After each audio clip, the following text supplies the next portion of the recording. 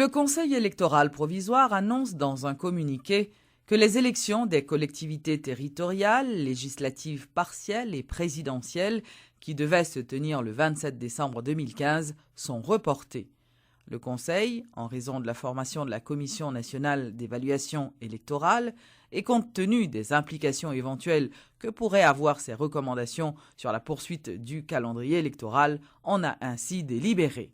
Le CEP, en conséquence, encourage vivement les acteurs à tout faire en vue de faciliter la conduite à terme du processus électoral et réitère sa détermination à tout mettre en œuvre pour la tenue d'élections libres, honnêtes, inclusives et démocratiques.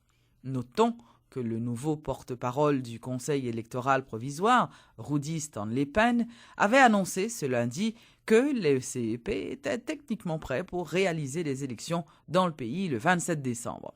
Il faut souligner aussi que l'organisme électoral n'a pas précisé ou n'a précisé aucune date pour la reprise de ces élections.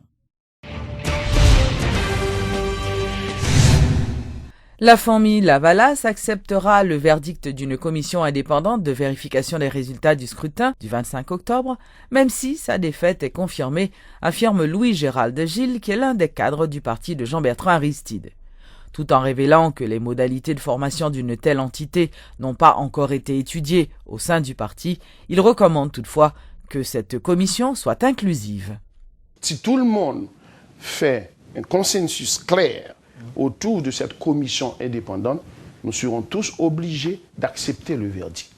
Ça, c'est clair. Je tiens quand même à souligner, au niveau de la commission de vérification, même si nous disons indépendante, nous pensons que l'exécutif doit aussi se faire représenter. L'exécutif, le CEP, mais aussi d'autres personnalités issues d'autres opinions, je dis opinions, c'est-à-dire d'autres courants. Ils doivent aussi se mettre ensemble et nous allons tous nous mettre ensemble pour que le résultat issu de cette vérification soit accepté par tous. Donc, sincèrement, nous n'avons pas encore réfléchi là-dessus. Je ne peux pas me permettre de dire qu'on a cité certaines personnalités. Mais les modalités, je pense que tout le monde en a une idée. Il y a des secteurs vitaux. Le secteur majoritaire, c'est-à-dire famille Lavalas, pourrait se faire représenter. Le G8 aussi. Il y a aussi un G30. Ce sont des candidats. Ils pourraient se faire représenter. Les organisations des droits de l'homme peuvent aussi se faire représenter. Et sans doute, les autres, l'Église catholique, les églises protestantes, l'Église, le vaudou, donc ils peuvent se faire représenter. Et nous pensons qu'il y a des personnalités quand même crédibles au niveau de ces secteurs-là pour que nous ayons une commission indépendante de vérification qui pourrait nous aider à sortir de ce marasme politique. 4 individus soupçonnés d'implication dans l'assassinat de l'étudiante Lancy Mirville ont été appréhendés samedi dernier à Carrefour. Selon les premiers éléments de l'enquête de la police judiciaire, le mécanicien du père de la victime a reçu la rançon versée par les parents et en a fait la distribution à d'autres membres de la bande. C'est ce qu'a annoncé le directeur général de la police nationale, Godson Aurelius. On commence tout de suite par le dossier Lancy Mirville là, qui a soulevé indignation tout le monde, tout secteur dans la société. Eh bien, dossier ça, une fois de plus, police nationale a prouvé la donne capacité, l'elle dit la mené enquête et l'a arrêté moun yo, li fait, li arrêté. N'a prend Kalensia, c'est pas un modèle de kidnapping classique, gens que nous connaissons kidnapping non. C'est un bagay qui sorti bon proche famille. Donc yo gon mécanicien, Désir Jameson, qui c'est bon ami papa a un business, il gen Western Union, ses amis ça qui non seulement monsieur son mécanicien qui range machine, mais c'est lui-même qui fait même transaction bancaire pour papa, tellement son monde confiance dans Kaila là. Donc monsieur arrangé li avec 3 autres nèg gen 2 nan yo qui habitué à Kaila tout, son ancien policier qui était arrêté déjà pour vol et pour escroquerie déjà. Il a arrangé avec un guerrier Jean Franquia qui sont gang encore qui sont membres gang qui était arrêté tout par DCPJ en 2013. 17, monsieur était arrêté en 2013, le 22 mai 2013 par DCPJ. Après que gros dossier qui était fait gros tollé dans la presse, monsieur était kidnappé des gens de 12 ans. Et qui ça fait nous mal? C'est que Désir Jepson ça, qui c'est mécanicien sans mi papa qui a arrangé quoi? Il t'a crié dans funérailles ti moun nan tout. Ta parent yo, c'est on est qui est inconsolable dans funérailles là. Mais c'est lui qui fait quoi? Donc ça c'est une action non seulement nèg yo fait acte ça criminel ça, mais yo sale l'image pays à tout. Parce que ça a passé dans le monde entier pour montrer pays à son pays que tu as tué moun prend moun al tuer.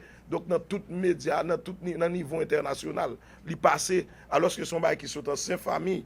Et puis étant donné que trois l'autre nèg yo gen deux nan habitué à Calais, c'est nèg qui dans prison, moi m'a demandé famille yo dans pays et famille haïtienne yo surtout pour que yo pour dans la caille, ça veut dire moun k'ap fréquenter caille ou moun confiance ou on est dans prison pour mauvais affaires, nèg ça va k'ap fréquenter caille. Donc faut nous connaît qui moun que n'a fréquenter. Faut qui moun k'ap fréquenter petit nous, qui moun n'a pas entrer là caille nous, ça son conseil.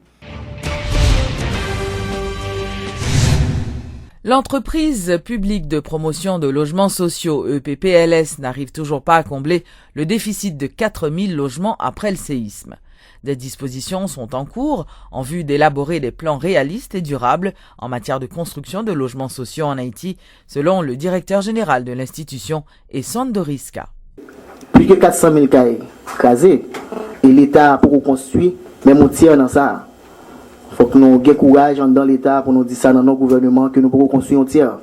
Mais le gouvernement a travaillé, n'a marché pas à pas pour nous arriver à faire travail là. Et le travail là pas fait seulement avec l'État. Et puis souvent nous allons parler de qui l'autre partenaire qui est capable de faire travail là avec l'État. Même là que nous prenons près de 10 années à la raison de 40 000 cailles, nous pas de temps fini. Si nous apprenons pour 10 ans, c'est 40 000 cailles par année pour nous faire. Or, si nous regardons 4 dernières années qui sont passées là, nous n'avons pas fait 20 000 cailles. Donc nous comprenons ça. Manque de moyens. Maintenant, qui ça gouvernement gagne dans Diakoutli pour question logement? Quelle que soit la couche où il y a dans la société, l'État, à travers l'administration président Martelly et le gouvernement dirigé par M. Evans Paul, nous décréter au moins tout le monde doit avoir une caille dans la société. Jeudi à là, nous avons un colloque qui sorti. Et actuellement, là, côté qui m'a parlé avec nous là, il y a un avant-projet de loi qui sorti. Et avant-projet de loi, ça, 50e législatif là, qui va pour venir. Non, moi, qui va venir là, pour le pencher sur ça. Et que EPPLS pas faire logement social seulement, mais EPPLS pas le trancher sur question logement d'une manière générale en Haïti. Ça, c'est un bon point. Ça, c'est un bon point pour le gouvernement et pour la société haïtienne. Le ministre haïtien de l'Environnement, Dominique Pierre, a été satisfait de la participation d'Haïti à la conférence de Paris de 2015 sur le climat. Selon le ministre, des engagements ont été pris par les pays signataires de l'accord en ce qui concerne la protection de l'environnement des pays de la Caraïbe qui sont menacés par les changements climatiques. La COP 21 s'est tenue du 30 novembre au 12 décembre dernier, en France. Il est clair que son accord historique. Ça fait que historique, c'est pour la première fois que tout pays dit clair qu'il a engagé pour respecter signature, pour respecter engagement. Pour qui ça? C'est parce que à chaque fois que nous avons regardé les COP qui passaient auparavant, COP ça, il n'y a pas de gens qui respectent de la totalité. Mais cette fois-ci, que vous prenez engagement pour respecter. Et chaque 5 ans, vous avez fait une évaluation. Vous pourrez effectivement, si que nous avançons dans la question des règlements pour que vraiment nous protéger la planète Terre. Parce que nous constatons vraiment que nous avons des problèmes de dérèglement climatique. Un nouveau conseil d'administration a été installé à la tête de la Banque de la République d'Haïti. Nommé par arrêté présidentiel, ce nouveau conseil est composé de Jean Baden-Dubois, gouverneur, Georges-Henri Fils, vice-gouverneur, Georgette Jean-Louis, directeur général, et Yamile Champagne, membre. Le nouveau gouverneur promet de continuer à travailler pour la relance de l'économie haïtienne. Faut dire que M. Dubois était le directeur de la Banque centrale et remplace à ce poste Charles Castel. Je voudrais tout d'abord adresser mes remerciements au président de la République, son Excellence M. Joseph Michel Martelly, de m'avoir choisi pour prendre les rênes de la Banque de la République d'Haïti dans un contexte marqué par de nombreux défis, à la fois sur le plan socio-économique, monétaire et financier. C'est la preuve d'une grande confiance que j'apprécie beaucoup et que je m'attacherai à honorer. Mes remerciements vont également au Premier ministre Evans Paul, qui a toujours supporté les efforts de l'institution et qui accompagne les autorités monétaires et financières dans la quête de la stabilité macroéconomique. Les responsables de la compagnie électrique e-Power ont distribué des jouets aux enfants démunis vivant pour la plupart dans la commune de Cité-Soleil ce week-end. Ce geste des responsables de cette institution s'inscrit dans le cadre d'un élan de solidarité avec les plus pauvres à l'occasion des fêtes de Noël. La fondation est financée uniquement par e-Power. Et donc nous prenons tout l'argent que un pourcentage de nos ventes que nous mettons dans un compte qui alimente les fonds de la fondation. Maintenant, les membres du conseil d'administration d'e-Power sont membres de la fondation. Et pour le moment, c'est e-Power qui a jusqu'à présent tout fait. La fondation n'est pas encore en fonction, mais le fonctionnement va être essentiellement le même. Nous avons un responsable des relations communautaires qui est en contact avec les organisations de base. Et ces organisations de base, ça qui disent qui ça a besoin.